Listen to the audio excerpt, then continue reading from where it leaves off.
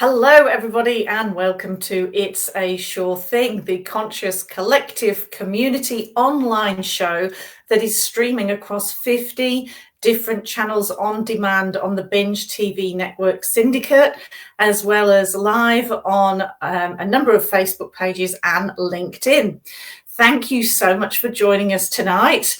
The Enlightened Tribe community is all about community making a difference, people making a difference, sharing with each other and uplifting each other.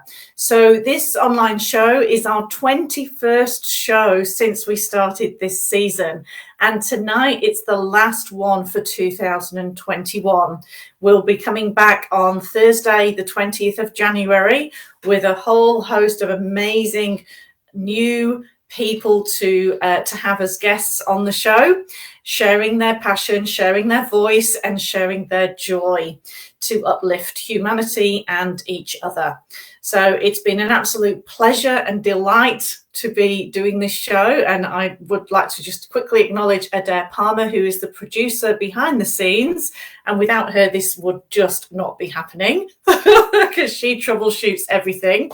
So tonight we've got an amazing woman from South Australia who is an entrepreneur of women, and she's also the author of her own book called My Story, My Soul, which is activating your archetypal codes.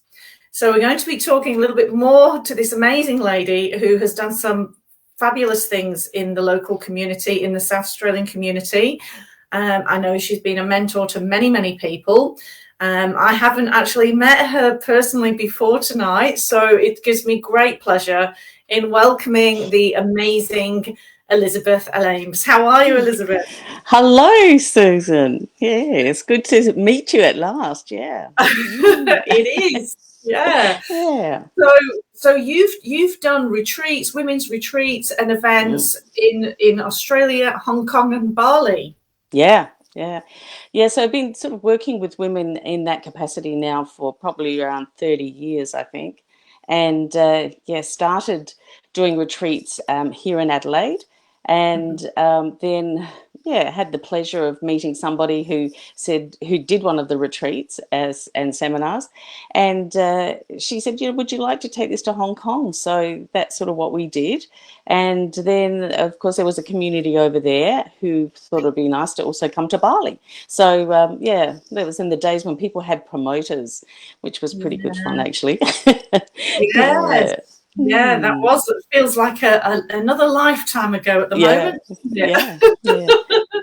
So before we get stuck into the archetypal stuff, which I'm fascinated to learn about, I just wanted to say to anybody who's listening tonight, please share with your friends and family, let them know we're live, share on your page if you can, let's spread the joy and let's spread the word. So have you got any events or retreats happening in South Australia soon that we can look forward to? Oh, probably not till next year, obviously. But there will be something like a release and reclaim retreat that I'll do probably around mid-year, I reckon. Yeah. So nothing like right on the forefront because I've still got a couple more books to complete. So, right, yes. Now, yes. So this first book, My Story, My Soul, it's volume 1 of 3. Is that okay? Yeah, that's correct. Okay. So, can you share with us what is the Living Attributes typology? Is this your own creation? Yes, it is. Yeah, so it's a typology that's based around archetypes and a spiritual practice. And over the years, it's obviously developed into lots of different aspects of your personality and practice on a daily basis. So the Living Attributes typology identifies what your 4 main inner archetypes are.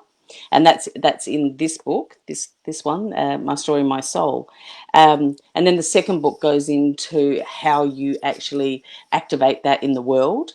And then the third book is very spiritual and very focused on women and their spirituality and how it actually works and connects you to your soul on a daily basis. Yeah, so and how you work with that in the community with your group of women. Yeah. Okay. And is it specifically just for women, or is it for men as well? I've tried it out on men a little bit, but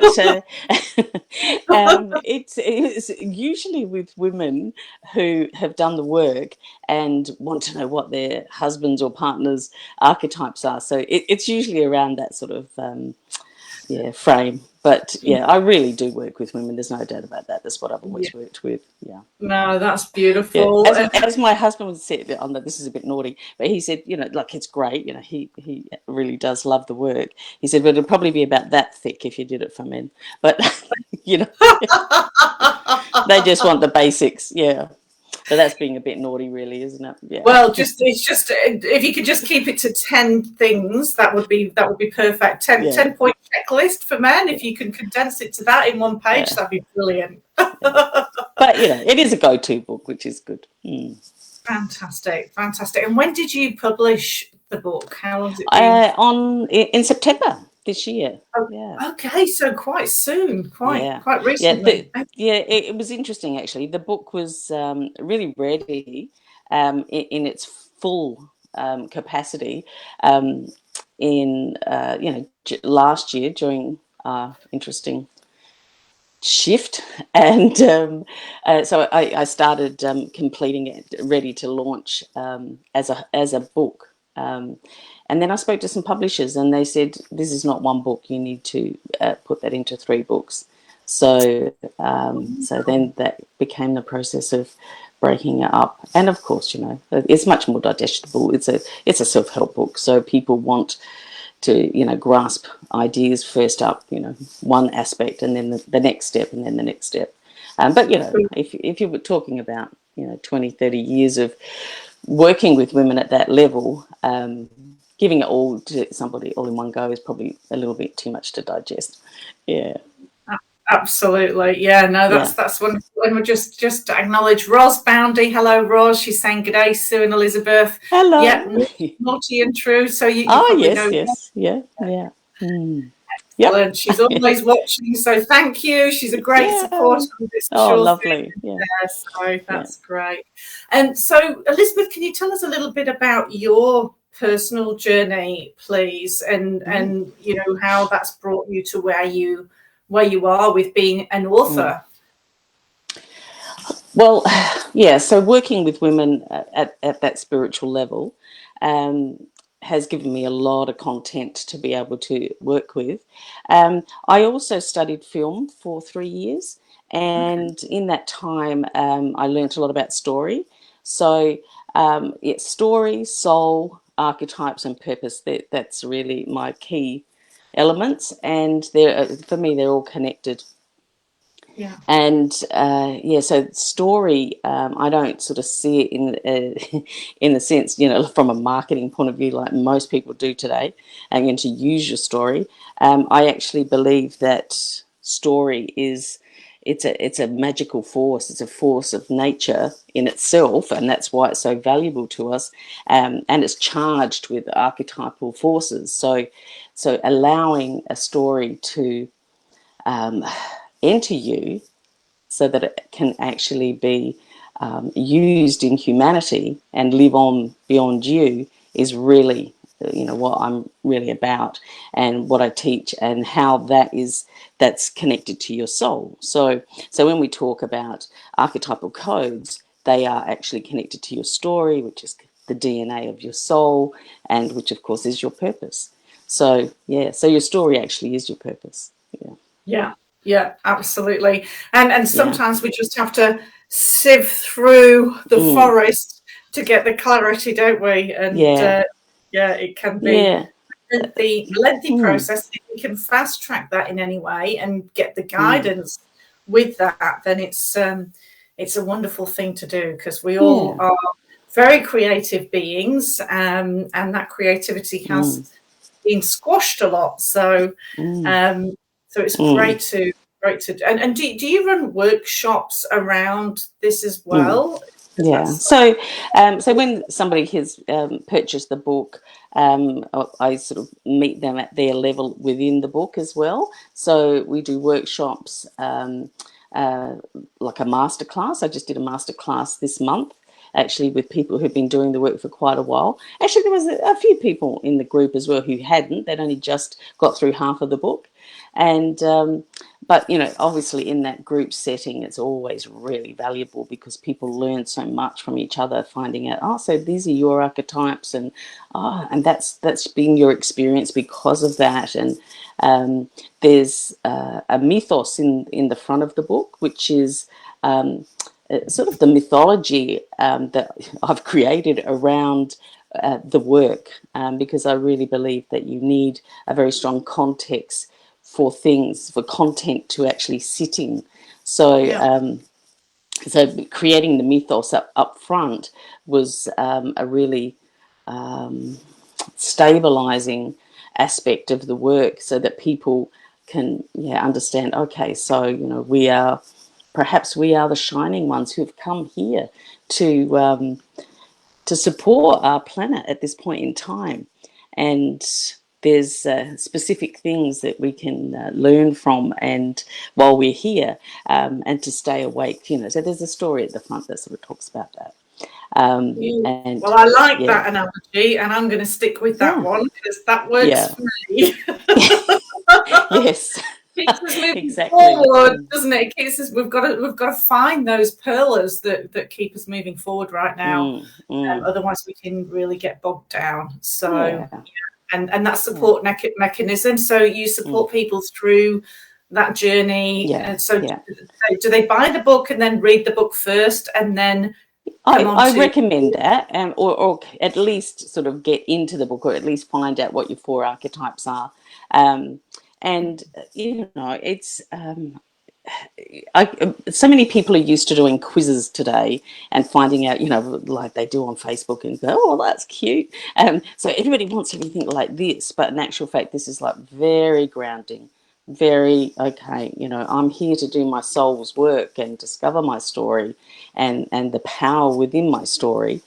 So it's very much more about that rather than just getting, oh yeah, that's what I am. Like, oh, I'm a queen. Oh, I'm a this or I'm a that. Do you know what I Yeah, mean? Yeah, yeah, because those yeah, things come with great power, yeah. and that's And what people start to learn, is that you become a gateway for these forces. You aren't just popping a tag, or it's not just a brand, a personal brand. yeah, It's actually a responsibility and practice of becoming a gateway for archetypal forces. Mm. yeah, the embodiment of it rather than Yeah, a ego aspect of it. yeah, So yeah, yeah, yeah. understand. And so the 4 levels are the physical, the emotional, the Mm, spiritual, the celestial, or the mm, life purpose. And so who would you recommend?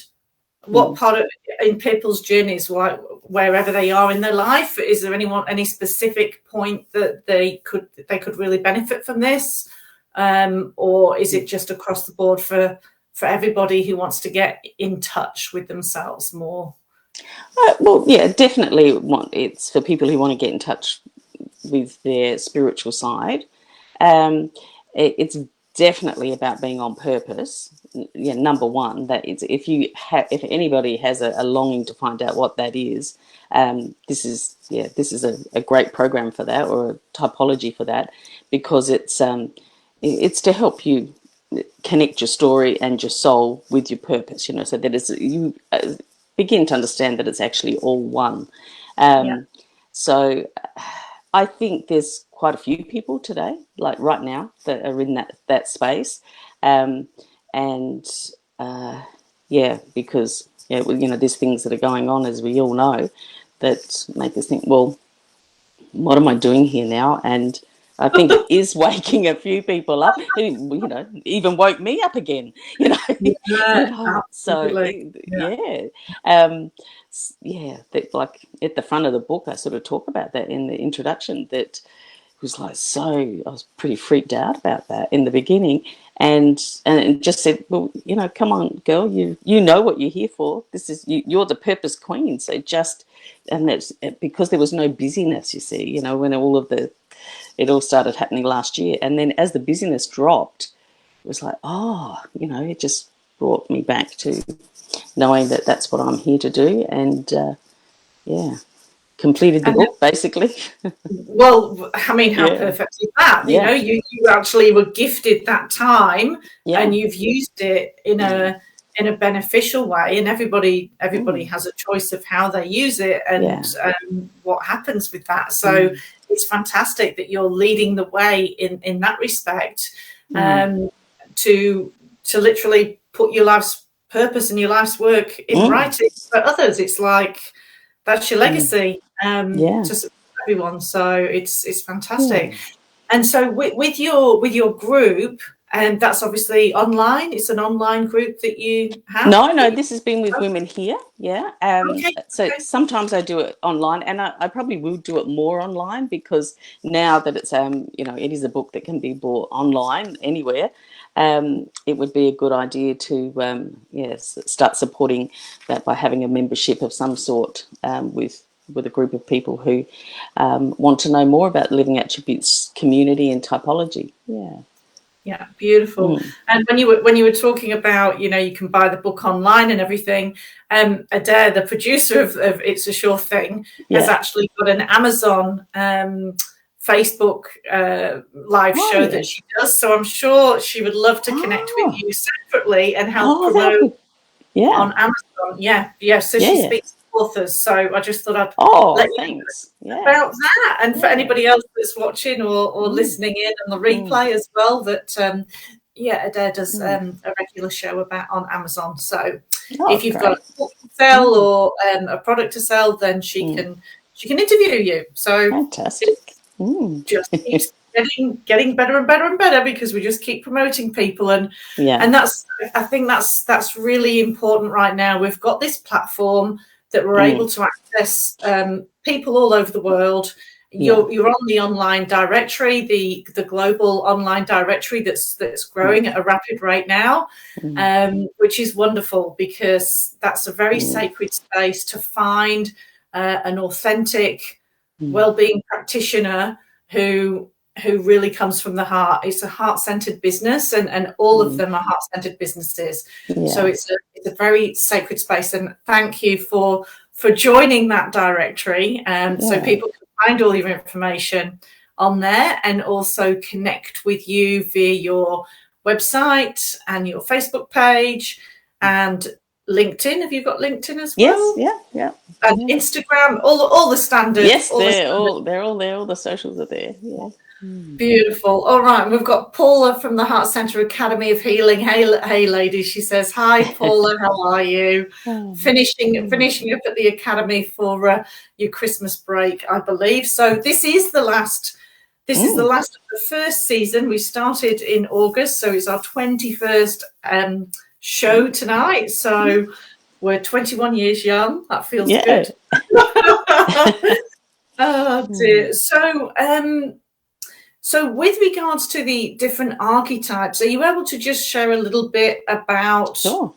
how people find their archetype, or what the process Yeah. is? Yeah. So Yeah. in the book, there's questionnaires, and then you just do a score around that.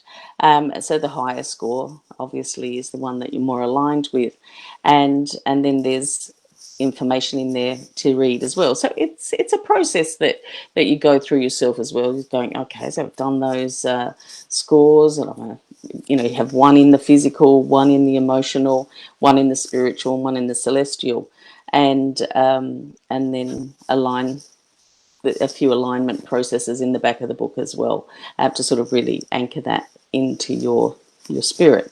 Yeah. Okay. Beautiful. Yeah.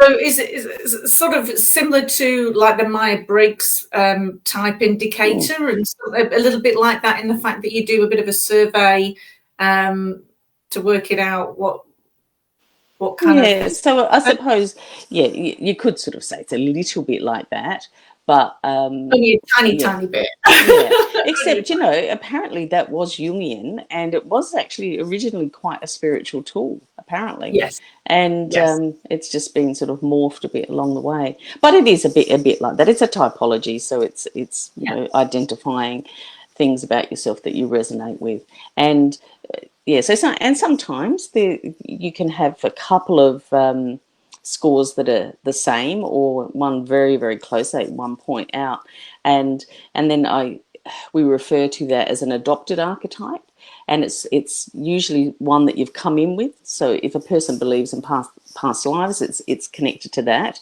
and if that's not in their reality, it's actually an ancestral pass on, so it's been passed on to you by or there's something to heal in your lineage. But a lot of people can relate to the past life stuff in this realm, or this area, and so you also get to be able to work with that and clear that one up while you're here at this time, which a lot of people, we did a lot of that at the masterclass actually last time. Very exciting, isn't it? Very exciting.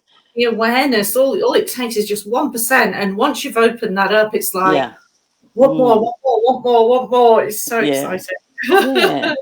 So I guess that's the key, is just understanding that we have this sort of ocean of potentiality from our past lives, and if we're stuck in this life, try it, because it will keep presenting itself until you really get it, and then of course you can really blossom into these other archetypes that are meant for this life, and then that one sort of just takes a seat back a little bit.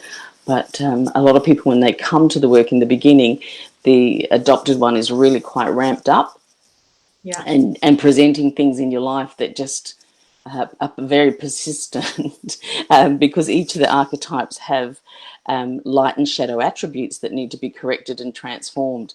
So there's characteristics, there's a shadow side to each one of them as well. So so say if a person has an adopted healer, and they're meant to be their authentic inner archetype in this lifetime is a queen, the healer will be, feel like a victim, and there's all of these other shadow aspects that will keep presenting and wanting to rescue people, and all that stuff that we all know about. That presents. So how long does this process take then? So I mean, I guess it depends on the individual about how deep they need to go and how big their purpose is. I mean, I don't know.